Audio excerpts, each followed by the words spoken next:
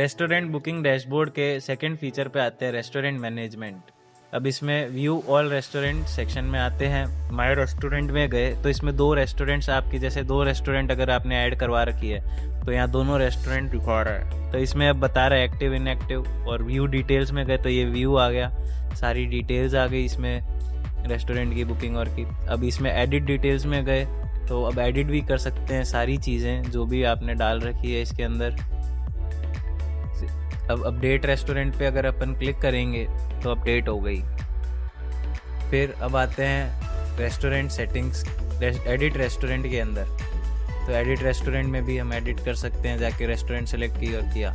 Restaurant settings में गए तो रेस्टोरेंट का दिख रहा है। मेन्यू मैनेजमेंट में गए तो यहाँ से हम मेन्यू बना सकते हैं पूरा रेस्टोरेंट का, और उसका इमेजेस ऐड कर सकते हैं और क्यूआर भी बना सकते हैं। अब जैसे इसमें सेलेक्ट की रेस्टोरेंट हमने, तो इसमें ऑलरेडी रेस्टोरेंट सेलेक्ट हुई हुई है, तो अब कैटेगरीज दिख गई इसमें। अब ऐड कैटेगरी पे हम अगर क्लिक करेंगे तो हम इसमें नई कैटेगरी ऐड कर सकते हैं। जैसे कि ये देखिए, कैटेगरी ऐड पे क्लिक किया, कैटेगरी नेम में गए, हमने जैसे इसमें फास्ट फूड की एक कैटेगरी ऐड कर दी। इस पर क्रिएट पे क्लिक करेंगे तो ये क्रिएट हो जाएगी और ये फास्ट फूड में आ गई। अब जैसे हम ऐड आइटम में जाएंगे तो पहले हमें कैटेगरी सेलेक्ट करनी है। फास्ट फूड आया, फास्ट फूड में हम जो भी है सारा, जैसे कोई भी एक बार के लिए कोई इमेज अपलोड कर देते हैं रैंडमली।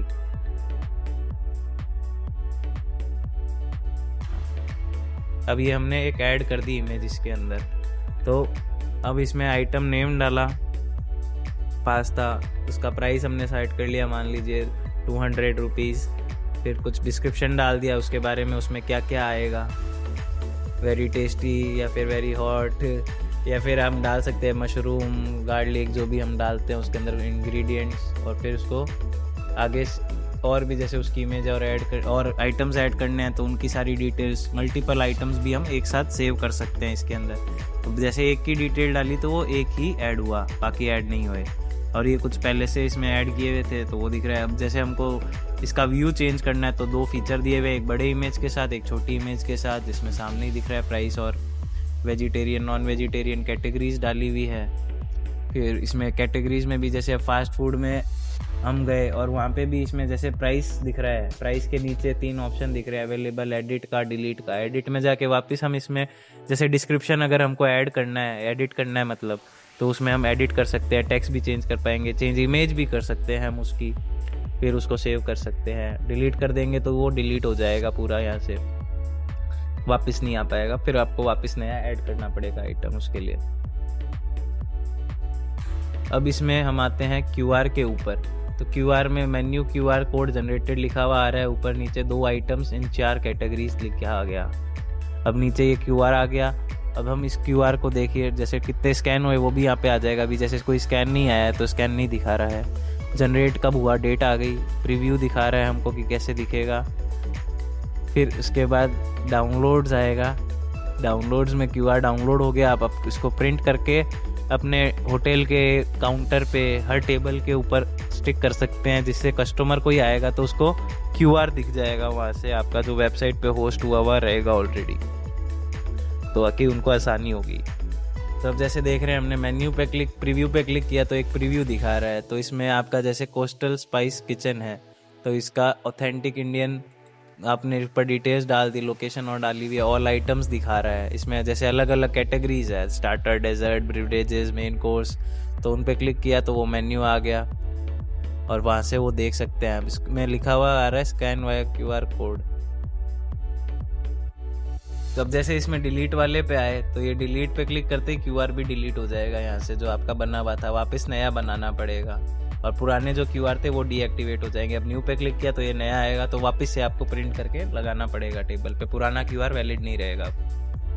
तो ये फीचर हमने इसके अंदर क्यों डाला है, बाय चांस जैसे आपने अभी कैटेगरीज ऐड की हुई थी तो इसमें ऑलरेडी क्यूआर इसमें था।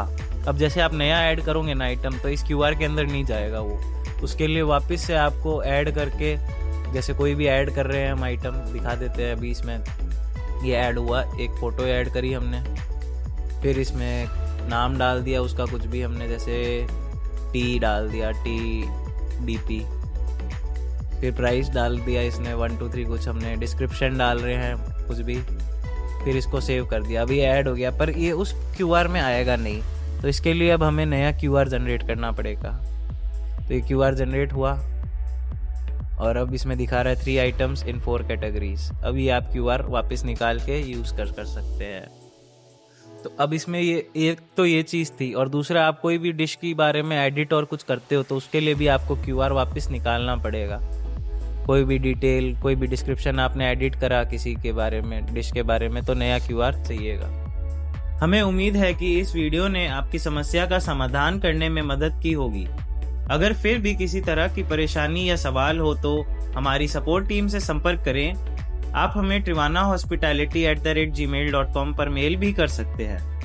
हमारी टीम आपकी सहायता के लिए हमेशा तैयार है। धन्यवाद।